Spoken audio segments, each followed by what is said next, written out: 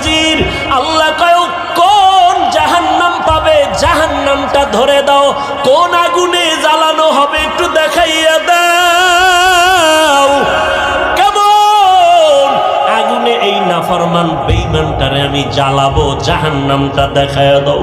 এরে নবীর উম্মতের দল, জাহান্নামটা দেইখা অন্তরের পানি শুকাইয়া পাগল, ওদিকে আজরাইলের চেহারাটার আকৃতি দেইখা পাগলের মতো হয়ে যাবে।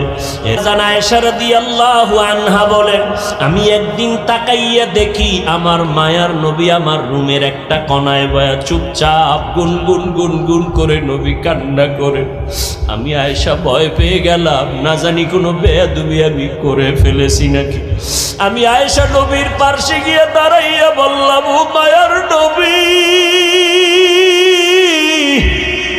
আপনি আমার রুমের মধ্যে বসে কেন কাঁদেন? আমি আয়েশা কোনো বেয়াদবি করেছি নাকি? না রে আয়েশা, তুমি কেন বেয়াদবি করবা বলো।